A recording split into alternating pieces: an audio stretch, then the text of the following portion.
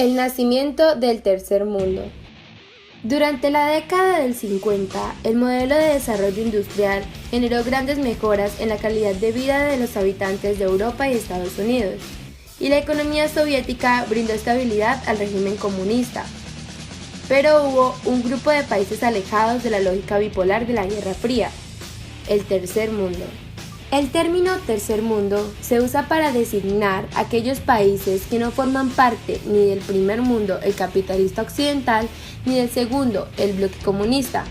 Sin embargo, hay quienes consideran que la expresión del tercer mundo peca de cierto paternalismo, por lo que también se habla del norte desarrollado y el sur en vías de desarrollo. Esto es Centroamérica, Sudamérica, África, Oriente Medio y Asia. Lo que identifica a los países del tercer mundo es que todos ellos persiguen mejores y más eficaces sistemas de desarrollo, a pesar de sus graves problemas de pobreza.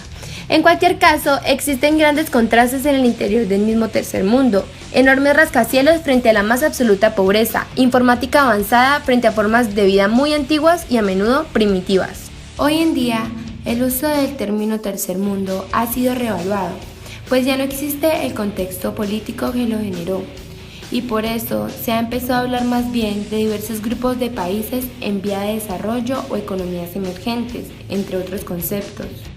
El tercer mundo surgió durante la época de los 50, como reacción a dos acontecimientos de dimensión mundial y extraordinaria importancia histórica: el fin de los imperios europeos y la división entre Occidente y los países comunistas. Estos dos acontecimientos han marcado la política mundial, ya que desde aquel momento el fin de los imperios supuso el nacimiento de casi 100 nuevos países en la escena mundial.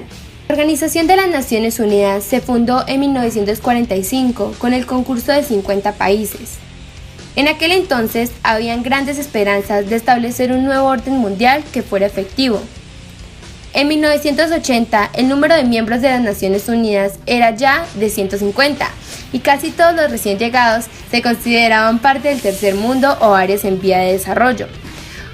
Por ello, Naciones Unidas facilitó una plataforma en la que estos nuevos países, en su mayoría comparativamente débiles, pudieran plantear su situación e intentar influir en la política de grandes potencias. Pero la rivalidad entre las dos máximas potencias mundiales y la desconfianza ante los objetivos del contrario dieron pie a la Guerra Fría, que dividiría el mundo en dos áreas de influencia: las democráticas capitalistas occidentales, encabezadas por los Estados Unidos, y el bloque comunista, encabezado por la Unión Soviética. Los dos bloques de la Guerra Fría buscaban aliados en las naciones recién independizadas. Sin embargo, estos nuevos países no querían comprometerse con ninguna de las dos facciones de la Guerra Fría. Por el contrario, querían preservar su recién lograda libertad de elección. Su no alineamiento, como más tarde sería llamado, por sí mismos, sin embargo, eran demasiado débiles para resistir las presiones de las grandes potencias.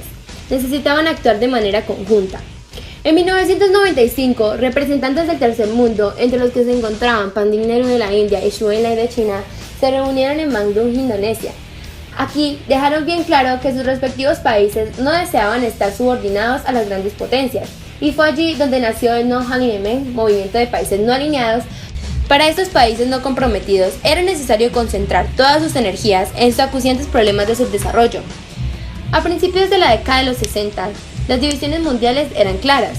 El primer y segundo mundo, integrados por el occidente capitalista y el este comunista, se enfrentaban en una guerra fría, y el tercer mundo, en rápida expansión, estaba decidido, a pesar de las presiones del occidente y del bloque comunista, a permanecer ajeno a ambas partes y mantener su postura de no alineamiento. La voz del tercer mundo se hacía oír cada vez más en las Naciones Unidas a través de la Organización para la Unidad Africana y el Movimiento de los No Alineados. El tercer mundo es enormemente rico en contrastes.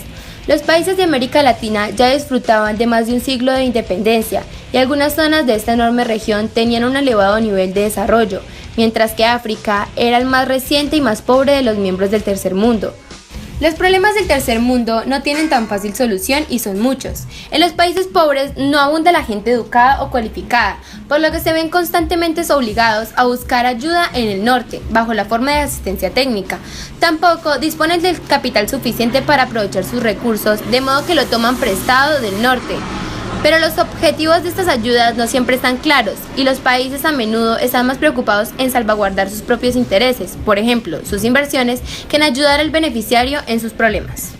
Prácticamente todos los países del tercer mundo reconocen que la educación es una de las claves del progreso y la mayor parte de ellos asignan un lugar prioritario, pero a veces se ha exagerado la preparación académica en países donde el 80% de los estudiantes van a dedicar su vida a los trabajos agrícolas.